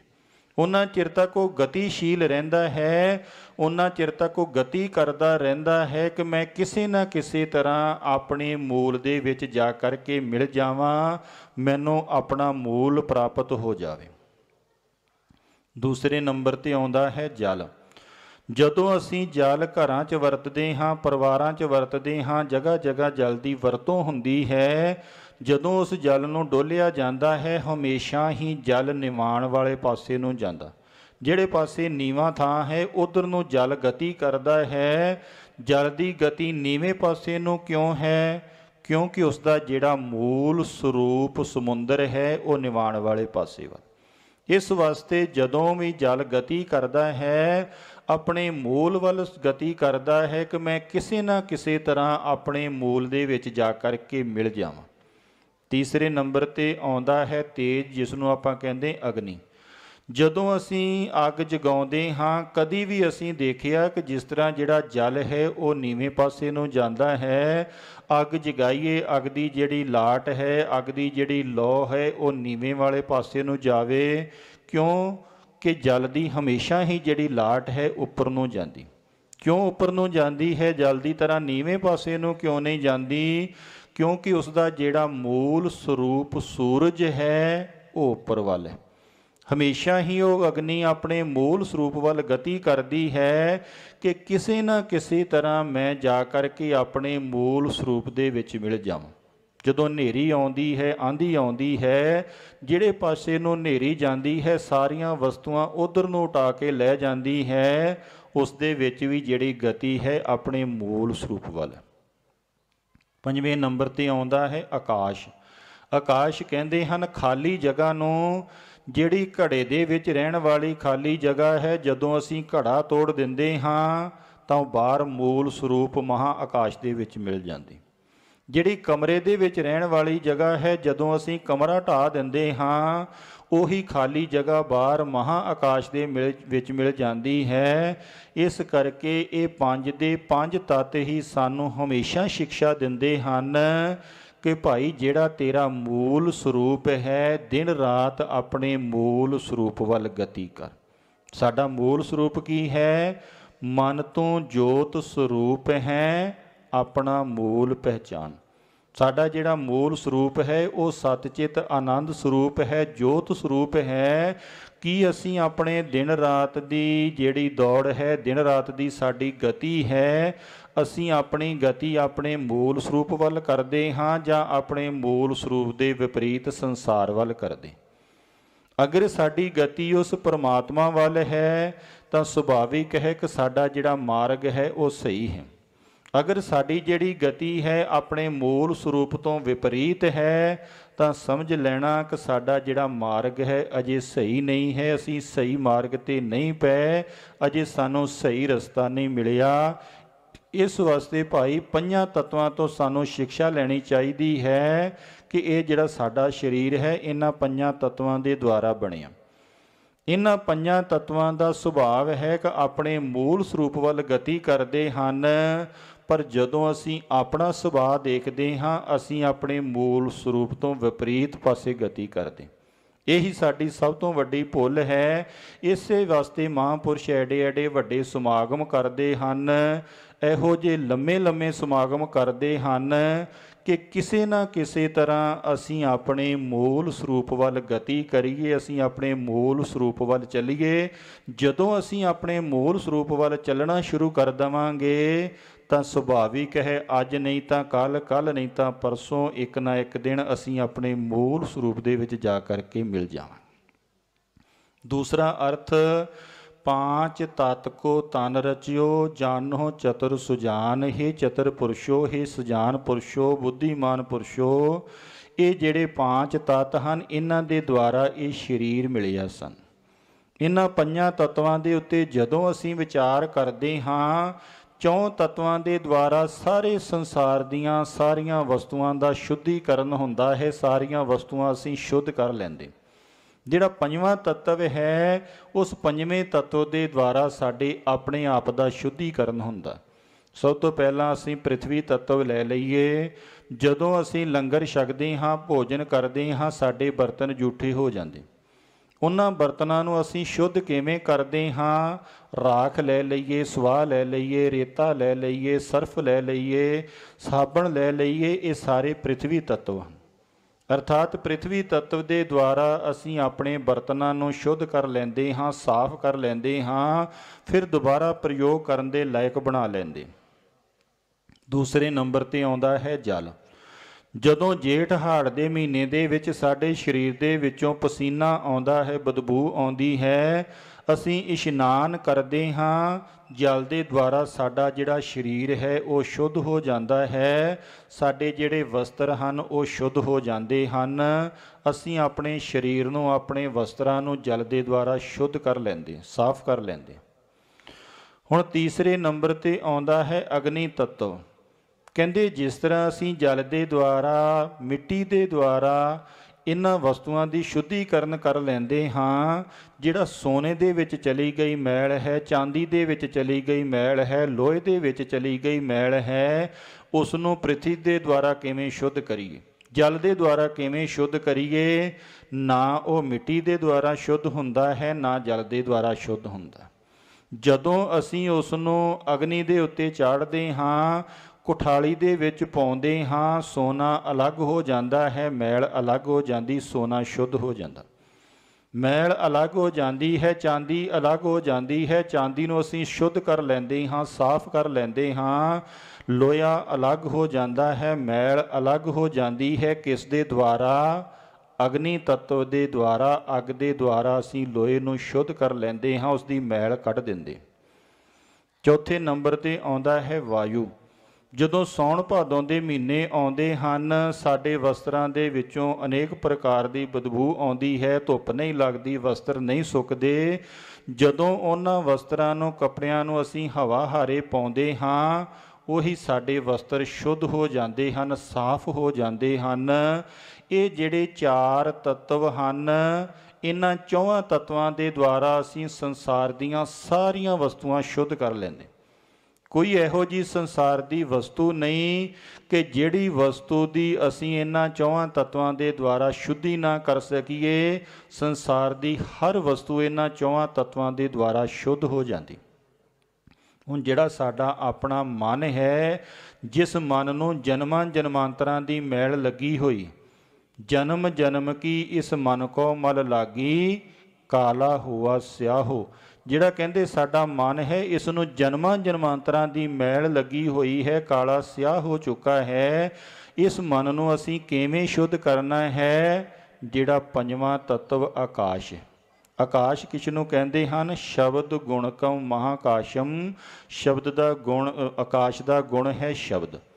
ਜਦੋਂ ਅਸੀਂ ਸ਼ਬਦ ਦੀ ਆਰਾਧਨਾ ਕਰਦੇ ਹਾਂ, ਜਿਵੇਂ ਜਿਵੇਂ ਸਾਡੇ ਹਿਰਦੇ ਦੇ ਵਿੱਚ ਸ਼ਬਦ ਚੱਲਦਾ ਹੈ, ਸਤਿਗੁਰੂ ਪਾਤਸ਼ਾਹ ਜੀ ਕਿਰਪਾ ਕਰਦੇ ਹਨ, ਏਕ ਸ਼ਬਦ ਮੇਰੇ ਪ੍ਰਾਣ ਬਸਤ ਹੈ, ਬਹੁੜ ਜਨਮ ਨਾ ਆਵਾ। ਅਗਰ ਅਸੀਂ ਇੱਕ ਸ਼ਬਦ ਨੂੰ ਆਰਾਧਨਾ ਕਰ ਲਈਏ, ਇੱਕ ਸ਼ਬਦ ਦੇ ਆਰਾਧੀ ਹੋ ਜਾਈਏ, ਇੱਕ ਸ਼ਬਦ ਦੀ ਆਰਾਧਨਾ ਕਰੀਏ, ਤਾਂ ਉਸ ਸ਼ਬਦ ਦੇ ਦੁਆਰਾ ਜਿਹੜਾ ਸਾਡਾ ਮਨ ਹੈ, ਜਿਹੜੀ ਸਾਡੇ ਮਨ ਨੂੰ ਜਨਮਾਂ ਜਨਮਾਂਤਰਾਂ ਦੀ ਮੈਲ ਲੱਗੀ ਹੋਈ ਹੈ, ਇਹ ਜਨਮਾਂ ਜਨਮਾਂਤਰਾਂ ਦੀ ਮੈਲ ਲੱਥ ਜਾਂਦੀ ਹੈ। ਕਿਵੇਂ? ਜਿਵੇਂ ਅਸੀਂ ਮਿੱਟੀ ਦੇ ਦੁਆਰਾ, ਸਵਾਹ ਦੇ ਦੁਆਰਾ, ਸਰਫ ਦੇ ਦੁਆਰਾ ਬਰਤਨਾਂ ਨੂੰ ਸਾਫ਼ ਕਰ ਲੈਂਦੇ ਹਾਂ, ਉਹ ਬਰਤਨ ਸ਼ੁੱਧ ਹੋ ਜਾਂਦੇ। ਜਿਵੇਂ ਅਸੀਂ ਜਲ ਦੇ ਦੁਆਰਾ ਆਪਣੇ ਸਰੀਰ ਨੂੰ ਸ਼ੁੱਧ ਕਰ ਲੈਂਦੇ ਹਾਂ, ਜਿਵੇਂ ਅਗਨੀ ਦੇ ਦੁਆਰਾ ਅਸੀਂ 8 ਧਾਤਾਂ ਨੂੰ ਸ਼ੁੱਧ ਕਰ ਲੈਂਦੇ ਹਾਂ, ਇਸੇ ਤਰ੍ਹਾਂ ਹੀ ਸ਼ਬਦ ਦੇ ਦੁਆਰਾ ਸਾਡਾ ਜਿਹੜਾ ਮਨ ਹੈ ਉਹ ਸ਼ੁੱਧ ਹੁੰਦਾ ਹੈ। ਇਸ ਵਾਸਤੇ ਸਾਨੂੰ ਸਤਿਗੁਰੂ ਪਾਤਸ਼ਾਹ ਜੀ ਬਾਰ-ਬਾਰ ਇਹ ਕਥਨ ਕਰਦੇ ਹਨ ਕਿ ਹੇ ਮਨ ਸੁਣਨਾ ਕਰ, ਉਸ ਪਰਮਾਤਮਾ ਦੀ ਬੰਦਗੀ ਕਰ, ਉਸ ਪਰਮਾਤਮਾ ਦਾ ਸਿਮਰਨ ਕਰ, ਉਸ ਪਰਮਾਤਮਾ ਦਾ ਧਿਆਨ ਕਰ, ਉਸ ਪਰਮਾਤਮਾ ਦੀ ਆਰਾਧਨਾ ਕਰ, ਸ਼ਬਦ ਨੂੰ ਆਪਣੇ ਹਿਰਦੇ ਦੇ ਵਿੱਚ ਵਸਾਉਣਾ ਕਰ। ਜਦੋਂ ਸਾਡੇ ਹਿਰਦੇ ਦੇ ਵਿੱਚ ਸ਼ਬਦ ਵਸ ਜਾਵੇਗਾ, ਜਿਵੇਂ ਜਿਵੇਂ ਅਸੀਂ ਸ਼ਬਦ ਦੀ ਆਰਾਧਨਾ ਕਰਾਂਗੇ, ਨਾਮ ਦੀ ਆਰਾਧਨਾ ਕਰਾਂਗੇ, ਤਾਂ ਭਾਈ ਨਾਮ ਦੇ ਦੁਆਰਾ ਹੀ ਸਾਡਾ ਇਹ ਮਨ ਸ਼ੁੱਧ ਹੋਵੇਗਾ ਅਤੇ ਸ਼ੁੱਧ ਮਨ ਦੇ ਵਿੱਚ ਹੀ ਉਸ ਪਰਮ ਪਿਤਾ ਪਰਮਾਤਮਾ ਦਾ ਗਿਆਨ ਹੋਵੇਗਾ, ਜਿਸ ਦੇ ਬਾਰੇ ਸਤਿਗੁਰੂ ਪਾਤਸ਼ਾਹ ਕਿਰਪਾ ਕਰਦੇ ਹਨ। ਗਿਆਨ ਅੰਜਨ ਗੁਰ ਦੀਆ, ਅਗਿਆਨ ਅੰਧੇਰ ਬਿਨਾਸ਼, ਹਰ ਕਿਰਪਾ ਤੇ ਸੰਤ ਭੇਟਿਆ, ਨਾਨਕ ਮਨ ਪ੍ਰਗਾਸ। ਤਾਂ ਹੀ ਭਾਈ ਸਾਡੇ ਮਨ ਦੇ ਵਿੱਚ ਪ੍ਰਕਾਸ਼ ਹੋਵੇਗਾ, ਤਾਂ ਹੀ ਸਾਨੂੰ ਉਸ ਮਾਲਕ ਦਾ ਗਿਆਨ ਹੋਵੇਗਾ। ਅਸੀਂ ਗਿਆਨ ਨੂੰ ਪ੍ਰਾਪਤ ਕਰਾਂਗੇ ਜਦੋਂ ਸਾਡਾ ਮਨ ਸ਼ਬਦ ਦੇ ਦੁਆਰਾ ਸ਼ੁੱਧ ਹੋ ਜਾਵੇ। ਇਹਨਾਂ 4 ਤੱਤਵਾਂ ਦੇ ਦੁਆਰਾ ਅਸੀਂ ਸੰਸਾਰ ਨੂੰ ਸ਼ੁੱਧ ਕਰਦੇ ਹਾਂ, 5ਵੇਂ ਤੱਤਵ ਦੇ ਦੁਆਰਾ ਆਪਣੇ ਮਨ ਨੂੰ ਸ਼ੁੱਧ ਕਰਦੇ ਹਾਂ। ਇਸ ਵਾਸਤੇ ਸਤਿਗੁਰੂ ਪਾਤਸ਼ਾਹ ਜੀ ਕਿਰਪਾ ਕਰਦੇ ਹਨ ਕਿ ਜਿਹੜਾ ਸਾਡਾ ਇਹ ਸਰੀਰ ਹੈ, ਇਹਨਾਂ 5 ਤੱਤਵਾਂ ਤੋਂ ਉਤਪੰਨ ਹੋਇਆ। 5 ਤਤ ਕੋ ਤਨ ਰਚਿਓ, ਜਾਨੋ ਚਤੁਰ ਸੁਜਾਨ, ਜਿਹ ਤੇ ਉਪਜਿਓ ਨਾਨਕਾ, ਲੀਨ ਤਾਹੇ ਮਹਿਮਾਨ। ਕਹਿੰਦੇ ਜਿੱਥੋਂ ਇਹ 5 ਤੱਤ ਪੈਦਾ ਹੋਏ ਹਨ, ਇਹਨਾਂ 5 ਤੱਤਵਾਂ ਦੇ ਦੁਆਰਾ ਹੀ ਇਹ ਸਰੀਰ ਪੈਦਾ ਹੋਇਆ ਹੈ, ਅਤੇ ਜਿੱਥੋਂ ਇਹ ਸਰੀਰ ਪੈਦਾ ਹੋਇਆ ਹੈ ਉਸੇ ਦੇ ਵਿੱਚ ਹੀ ਜਾ ਕਰਕੇ ਮਿਲ ਜਾਂਦਾ ਹੈ। ਖਟ ਖਟ ਮੈਂ ਹਰ ਜੂ ਬਸੈ, ਸੰਤਨ ਕਹਿਓ ਪੁਕਾਰ। ਸਤਿਗੁਰੂ ਪਾਤਸ਼ਾਹ ਜੀ ਕਿਰਪਾ ਕਰਦੇ ਹਨ ਕਿ ਉਹ ਜਿਹੜਾ ਪਰਮ ਪਿਤਾ ਪਰਮਾਤਮਾ ਅਕਾਲ ਪੁਰਖ ਹੈ, ਉਹ ਹਰ ਘਟ ਘਟ ਦੇ ਵਿੱਚ ਵਸਦਾ ਹੈ। ਘਟ ਕਹਿੰਦੇ ਹਨ ਸਾਡੇ ਹਿਰਦੇ ਨੂੰ। ਉਹ ਪਰਮਾਤਮਾ ਹਰ ਜੀਵ ਦੇ ਹਿਰਦੇ ਦੇ ਵਿੱਚ ਵਸਦਾ ਹੈ। ਇਹੋ ਜੀ ਕੋਈ ਜਗ੍ਹਾ ਨਹੀਂ ਕਿ ਜਿੱਥੇ ਉਸ ਮਾਲਕ ਦਾ ਨਿਵਾਸ ਨਹੀਂ। ਘਟ ਘਟ ਮੈਂ ਹਰ ਜੂ ਬਸੈ, ਸੰਤਨ ਕਹਿਓ ਪੁਕਾਰ। ਕਹਿੰਦੇ ਜਿਹੜੇ ਸਤਿਪੁਰਸ਼ ਹਨ, ਮਹਾਂਪੁਰਸ਼ ਹਨ, ਜਿਸ ਤਰ੍ਹਾਂ ਮਹਾਂਪੁਰਸ਼ ਏਡਾ ਵੱਡਾ ਇਹ ਸਮਾਗਮ ਕਰਵਾ ਰਹੇ ਹਨ, 35 ਦਿਨ ਦਾ, 36 ਦਿਨ ਦਾ ਸਮਾਗਮ ਕਰਵਾ ਰਹੇ ਹਨ। ਕਿਸ ਵਾਸਤੇ? ਇਹ ਪੁਕਾਰ ਕੇ ਬਾਰ ਸਾਨੂੰ ਆਵਾਜ਼ਾਂ ਲਗਾ ਰਹੇ ਹਨ ਕਿ ਭਾਈ ਉਹ ਪਰਮ ਪਿਤਾ ਪਰਮਾਤਮਾ ਅਕਾਲ ਪੁਰਖ ਵਾਹਿਗੁਰੂ ਹਰ ਘਟ ਘਟ ਦੇ ਵਿੱਚ ਵਸਦਾ ਹੈ। ਹਰ ਜਰੇ ਜਰੇ ਦੇ ਵਿੱਚ ਉਸ ਪਰਮਾਤਮਾ ਦਾ ਨਿਵਾਸ ਹੈ। ਹਰ ਘਟ ਘਟ ਦੇ ਵਿੱਚ ਉਹ ਪਰਮ ਪਿਤਾ ਪਰਮਾਤਮਾ ਵਸਦਾ ਹੈ। ਕੋਈ ਇਹੋ ਜਿਹੀ ਜਗ੍ਹਾ ਨਹੀਂ, ਕੋਈ ਇਹੋ ਜਿਹਾ ਘਟ ਨਹੀਂ, ਕੋਈ ਇਹੋ ਜਿਹਾ ਹਿਰਦਾ ਨਹੀਂ ਜਿੱਥੇ ਉਸ ਪਰਮ ਪਿਤਾ ਪਰਮਾਤਮਾ ਅਕਾਲ ਪੁਰਖ ਵਾਹਿਗੁਰੂ ਦਾ ਨਿਵਾਸ ਨਹੀਂ। ਕਹੋ ਨਾਨਕ ਦੇਹ ਭਜ ਮਨਾ, ਪਉ ਨਿਧ ਉਤਰਹਿ ਪਾਰ। ਭਉ ਨਿਧ ਉਤਰਹਿ ਪਾਰ। ਸਤਿਗੁਰੂ ਪਾਤਸ਼ਾਹ ਜੀ ਕਹਿੰਦੇ ਕਿ ਭਾਈ ਭਉ ਨਿਧ ਮੈਨੇ ਸੰਸਾਰ ਰੂਪੀ ਨਿਧੀ ਤੋਂ, ਸੰਸਾਰ ਰੂਪੀ ਸਮੁੰਦਰ ਤੋਂ ਪਾਰ ਹੋਣ ਦਾ ਕਿਹੜਾ ਮਾਰਗ ਹੈ? ਉਸ ਪਰਮ ਪਿਤਾ ਪਰਮਾਤਮਾ ਨੂੰ ਭਜਨਾ ਕਰ, ਉਸ ਪਰਮੇਸ਼ਰ ਦਾ ਨਾਮ ਜਪ, ਉਸ ਪਰਮੇਸ਼ਰ ਦੇ ਨਾਮ ਦੀ ਅਰਾਧਨਾ ਕਰ। ਜਿਵੇਂ ਜਿਵੇਂ ਭਾਈ ਅਸੀਂ ਸ਼ਬਦ ਦੇ ਨਾਲ ਜੁੜਾਂਗੇ, ਨਾਮ ਦੇ ਨਾਲ ਜੁੜਾਂਗੇ, ਨਾਮ ਦੀ ਅਰਾਧਨਾ ਕਰਾਂਗੇ, ਜਿਵੇਂ ਜਿਵੇਂ ਸਾਡੇ ਹਿਰਦੇ ਦੇ ਵਿੱਚ ਨਾਮ ਚੱਲੇਗਾ, ਉਸ ਨਾਮ ਦੀ ਅਰਾਧਨਾ ਦੇ ਦੁਆਰਾ ਹੀ ਸਾਡੇ ਜੀਵਨ ਦੇ ਵਿੱਚ ਨਾਮੀ ਪ੍ਰਗਟ ਹੋਵੇ। ਜਿਸ ਤਰ੍ਹਾਂ ਅਸੀਂ ਸਾਰੇ ਵਿਵਹਾਰ ਦੇ ਵਿੱਚ ਦੇਖਦੇ ਹਾਂ ਕਿ ਇੱਕ ਵਿਅਕਤੀ ਰਾਤ ਨੂੰ ਸੁੱਤਾ ਪਿਆ ਹੈ, ਅਚੇਤ ਅਵਸਥਾ ਦੇ ਵਿੱਚ ਹੈ, ਜਦੋਂ ਅਸੀਂ ਉਸ ਵਿਅਕਤੀ ਦਾ ਨਾਮ ਲੈ ਕਰਕੇ ਆਵਾਜ਼ ਮਾਰਦੇ ਹਾਂ, ਉੱਠ ਕਰਕੇ ਬੈਠ ਜਾਂਦਾ। ਕਿਉਂ ਉੱਠ ਕਰਕੇ ਬੈਠ ਜਾਂਦਾ ਹੈ? ਕਿਉਂਕਿ ਉਸ ਦਾ ਨਾਮ ਲੈ ਕਰਕੇ ਅਸੀਂ ਉਸ ਵਿਅਕਤੀ ਨੂੰ ਆਵਾਜ਼ ਮਾਰੀ ਹੈ। ਇਸੇ ਤਰ੍ਹਾਂ ਹੀ ਜਦੋਂ ਅਸੀਂ ਉਸ ਪਰਮ ਪਿਤਾ ਪਰਮਾਤਮਾ ਦਾ ਨਾਮ ਧਿਆਉਂਦੇ ਹਾਂ, ਨਾਮ ਜਪਦੇ ਹਾਂ, ਜਿਵੇਂ ਜਿਵੇਂ ਅਸੀਂ ਉਸ ਪਰਮਾਤਮਾ ਦਾ ਨਾਮ ਧਿਆਵਾਂਗੇ, ਨਾਮ ਨੂੰ ਜਪਾਂਗੇ, ਨਾਮ ਦੀ ਅਰਾਧਨਾ ਕਰਾਂਗੇ, ਜਿਸ ਤਰ੍ਹਾਂ ਇੱਕ ਸੁੱਤਾ ਵਿਅਕਤੀ ਉੱਠ ਕਰਕੇ ਬੈਠ ਜਾਂਦਾ ਹੈ, ਇਸੇ ਤਰ੍ਹਾਂ ਹੀ ਉਹ ਪਰਮ ਪਿਤਾ ਪਰਮਾਤਮਾ ਅਕਾਲ ਪੁਰਖ ਵਾਹਿਗੁਰੂ ਸਾਡੇ ਹਿਰਦੇ ਦੇ ਵਿੱਚ ਪ੍ਰਗਟ ਹੋ ਜਾਵੇਗਾ। ਜਦੋਂ ਉਹ ਪਰਮ ਪਿਤਾ ਪਰਮਾਤਮਾ ਸਾਡੇ ਹਿਰਦੇ ਦੇ ਵਿੱਚ ਪ੍ਰਗਟ ਹੋਵੇਗਾ ਤਾਂ ਹੀ ਭਾਈ ਸਾਡਾ ਇਹ ਜਿਹੜਾ ਮਨੁੱਖ ਜਨਮ ਹੈ ਉਹ ਸਫਲਿਆਂ ਹੋਵੇਗਾ, ਜਿਸ ਵਾਸਤੇ ਸਤਿਗੁਰੂ ਪਾਤਸ਼ਾਹ ਜੀ ਨੇ ਸਾਨੂੰ ਇਹ ਬਖਸ਼ਿਸ਼ ਬਖਸ਼ੀ ਹੈ। ਗੁਣ ਗੋਬਿੰਦ ਗਾਇਓ ਨਹੀਂ, ਜਨਮ ਅਕਾਰਤ ਕੀ।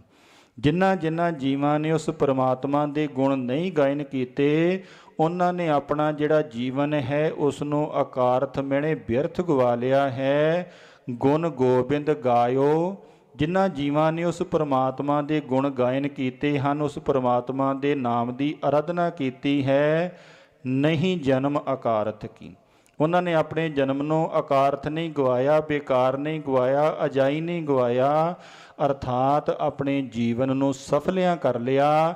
ਇਸ ਵਾਸਤੇ ਭਾਈ ਸਾਡਾ ਇਹ ਜਿਹੜਾ ਮਨੁੱਖ ਜਨਮ ਹੈ, ਇਹ ਉਸ ਪਰਮ ਪਿਤਾ ਪਰਮਾਤਮਾ ਅਕਾਲ ਪੁਰਖ ਵਾਹਿਗੁਰੂ ਦੇ ਗੁਣ ਗਾਉਂਦਿਆਂ, ਉਸ ਮਾਲਕ ਦੀ ਅਰਾਧਨਾ ਕਰਦਿਆਂ, ਉਸ ਮਾਲਕ ਦਾ ਸਿਮਰਨ ਕਰਦਿਆਂ ਹੀ ਸਫਲਿਆਂ ਹੁੰਦਾ ਹੈ, ਜਿਸ ਦੇ ਬਾਰੇ ਸਤਿਗੁਰੂ ਨੌਵੇਂ ਪਾਤਸ਼ਾਹ ਜੀ ਨੇ ਸਾਨੂੰ ਇਹ ਬਖਸ਼ਿਸ਼ ਬਖਸ਼ੀ ਹੈ ਕਿ ਭਾਈ ਅਸੀਂ ਸਾਰੇ ਹੀ ਨਾਮ ਦੇ ਅਰਾਧੀ ਬਣੀਏ, ਨਾਮ ਦੀ ਅਰਾਧਨਾ ਕਰੀਏ, ਉਸ ਮਾਲਕ ਦੇ ਗੁਣ ਗਾਇਨ ਕਰੀਏ।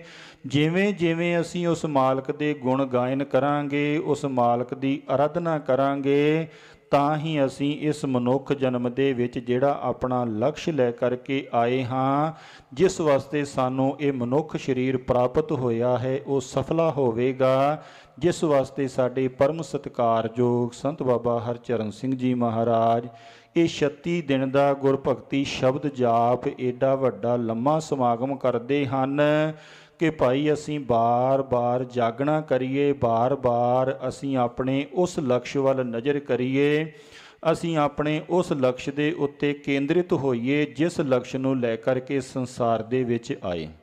ਜਿਸ ਤਰ੍ਹਾਂ ਅਸੀਂ ਸੰਸਾਰ ਦੀਆਂ ਜ਼ਿੰਮੇਵਾਰੀਆਂ ਨਿਭਾਉਂਦੇ ਹਾਂ, ਬਾਕੀ ਸੰਸਾਰ ਦੇ ਕਾਰਜ ਕਰਦੇ ਹਾਂ, ਉਹਨਾਂ ਕਾਰਜਾਂ ਦੀ ਆਪਣੀ ਜ਼ਿੰਮੇਵਾਰੀ ਸਮਝਦੇ ਹਾਂ, ਇਸੇ ਤਰ੍ਹਾਂ ਹੀ ਅਸੀਂ ਆਪਣੇ ਆਪ ਦੇ ਪ੍ਰਤੀ ਬੇਈਮਾਨ ਨਾ ਹੋਈਏ, ਆਪਣੇ ਆਪ ਦੇ ਪ੍ਰਤੀ ਇਮਾਨਦਾਰ ਬਣੀਏ ਕਿ ਜਿਸ ਵਾਸਤੇ ਸਾਨੂੰ ਇਹ ਮਨੁੱਖ ਜਨਮ ਮਿਲਿਆ ਹੈ, ਉਸ ਮਨੁੱਖ ਜਨਮ ਨੂੰ ਵੀ ਅਸੀਂ ਸਫਲਿਆਂ ਕਰੀਏ। ਇਸੇ ਵਾਸਤੇ ਮਹਾਂਪੁਰਸ਼ ਇਹੋ ਜਿਹੇ ਮਹਾਨ ਕਾਰਜ ਪਰਉਪਕਾਰ ਦੇ ਕਰਦੇ ਹਨ, ਜਿਸ ਵਾਸਤੇ ਗ੍ਰੰਥਕਾਰ ਕਥਨ ਕਰਦੇ ਹਨ, ਹਾਥ ਕਾਮ ਮੁਖ ਰਾਮ ਹੈ, ਹਿਰਦੇ ਸਾਚੀ ਪ੍ਰੀਤ, ਦਰਿਆ ਗ੍ਰੇਹੀ ਸਾਧ ਕੀ, ਜਹੀ ਉਤਮ ਹੈ ਰੀਤ।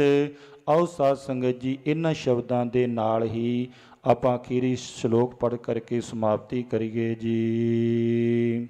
ਤਨ ਤਨ ਜਿਹ ਤੋ ਕੋ ਦਿਓ, ਤਾਂ ਸਿਉ ਨਿਹੋ ਨਾ ਕੀਨਾ। ਕਟ ਕਟ ਮੈਂ ਹਰ ਜੂ ਬਸੈ, ਸੰਤਨ ਕਹਿਓ ਪੁਕਾਰ।